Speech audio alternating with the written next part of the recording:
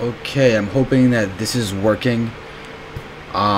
This is hopefully me casting eNro versus qosu on Blistering Sands. qosu I know for a fact is on TQ. eNro was, but for now we're just gonna say that qosu is the only one on Team TQ. I'm Xander Fever. You probably know this because you're watching my channel if you're watching this video. But right now we're just gonna observe a friendly game of these guys. The map is Blistering Sands. It's kind of an interesting map because a lot of play in the mid game revolves around these destructible rocks. If qosu or eNro can manage to take out those rocks of the opponent, they will then have to they will then be able to put pressure on both the front and the back of the opponent. And one thing that Terran can do is wall off here and use this as the main base. Something that Protoss does a lot actually as a starter against Zerg on this map. We'll be able to see a lot of interesting play coming from these guys. These are both very highly rated players, and right now we see a very economic start from qosu, as in if he goes for a pool right now, he have 15 pool, but he actually might be going for a 15 hatch. If he hatches first, that could actually be a really smart move, although if eNro can block, eNro's still going to block it. Oh, that's so annoying. qosu was so close to actually pushing it and getting it done. But right now, this is going to turn into a scout drone. I'm sure the pool got thrown down. Yeah, the pool getting thrown down when the hatch can't go up is the best response possible. Let's see if another drone can go down, but it does seem like eNro is going to be able to watch this and see if another drone does get pulled. Although, ooh, interesting play by qosu, bringing back the same drone from before that he faked the scout with. Very smart play. So it is going to be like a 15 pool, 15 hatch, which is a very strong build. It goes back kind of to the beta, where a lot of people love to 15 pool, 15 pool, 16 hatch. That was it in the very beginning of the beta. That was Hydra's staple build, and they went Roach Hydra. Played the first 20 years of beta. That's what Hydra did. But let's see what's going to go on right now in eNro's base. He's got a simple wall off. He's got his marine out, and orbital is up, looking very, very normal. Solid macro game coming from both players. Let's see what's going to go on. It's sort of right now just the beginning of the game where you just macro up as much as you can, hoping to get an advantage over your opponent. But let's just see. We do have some lings coming by. Something that... Ooh, wow. It's going to be a 1 barracks fast expand coming from eNro. So he's really going to be playing for an economic game, which means that if qosu can use these lings and start pressuring the back... And, oh, speak of the devil, there we have a spotter supply depot going to go up so that eNro is going to be able to watch the back, see if qosu is trying to do some fancy things. Let's see if we have a roach warren coming up. So these roaches are actually going to be able to take down this rock without a problem unless siege tanks with siege mode come out. Because with the roaches' new range, they will actually be able to attack this without being able to get attacked themselves.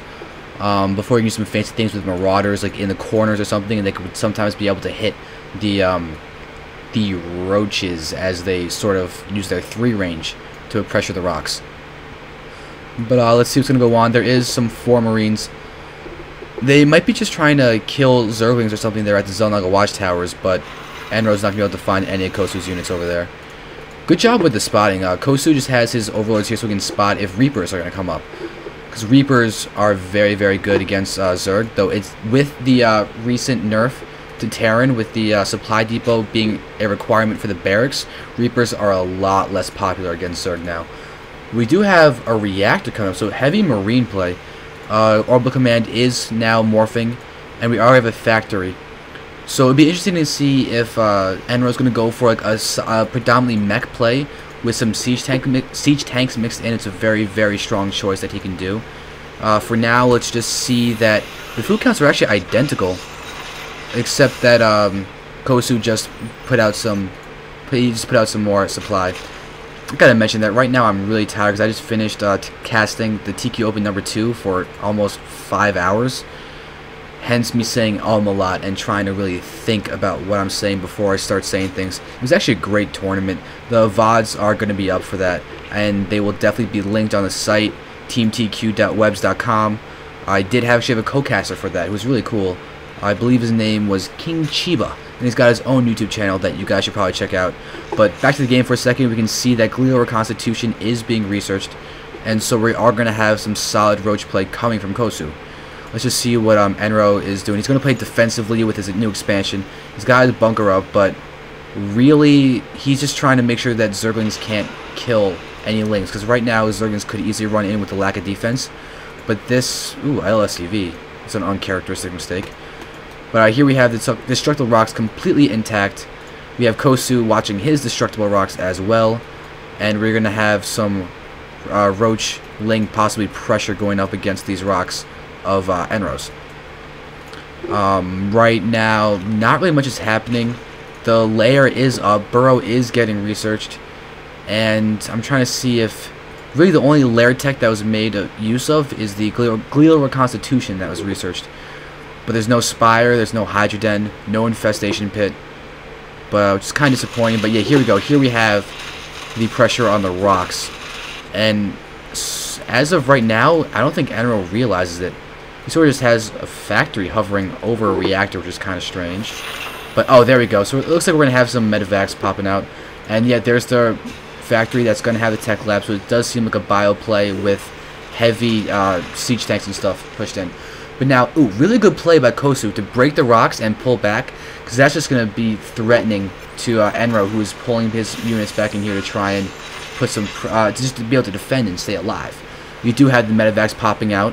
Just go to the production tab for a second, and we can see concussive shells are being researched, marines, medevacs. Really late metabolic boost, but really he hasn't been using that many Zerglings, so it's kind of fine that he got roach speed before Zergling speed. He does seem to have most of the infantry upgrades, everything except for nitro packs. So really, I'm kind of interested in seeing if there's an engineering bay, but there have been no upgrades as of yet. Really, right now, qosu seems to really be focusing on droning. He is starting to get a baneling's nest, which is going to be really strong against the bio play that's going to come at him. He's spreading creep, very solid work. But here's... eNro's going to try and push into this, but that might not be a smart idea considering the number of roaches that are there. eNro is good. She's going to drop now. Really interesting choice, but with this creep over here, qosu should see this, and he's just going to push in with a counterattack to this drop.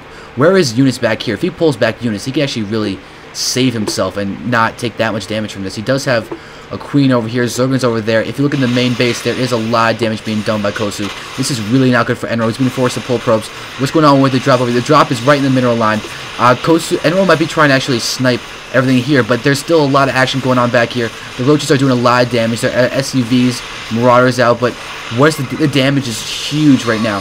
The roach, qosu's got 83 food, and right now the Terran player eNro only has 68 food. This damage is doing a lot. There is an Orbital Commando that he can use for muling, but what's going on with the drop back here? The layer got taken out. That is not good. These buildings are going to be off creep, and they're going to start getting damaged. What's going on over here? Yeah, we got the roaches. They're actually getting taken out, but they burrow really, really good. They are going to regenerate faster than normal because they are burrowed, and there is no detection here. So they're going to be able to regenerate completely and then continue doing damage.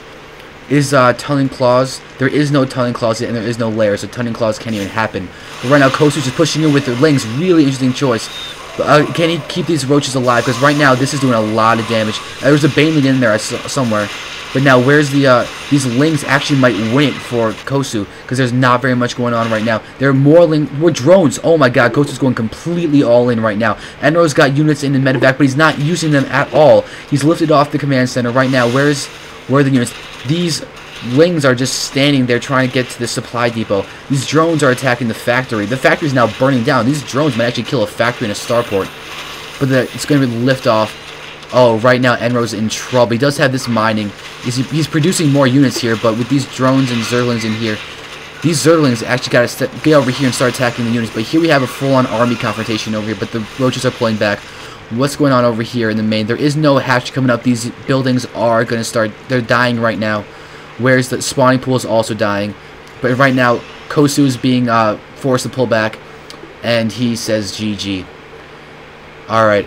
Good game between these guys. I do believe qosu is actually off racing right now. But still, very solid game. Thank you guys for watching. Check out Team TQ at teamq.webs.com. Appreciate the watching. Please subscribe, do all that good stuff, and we'll see you later.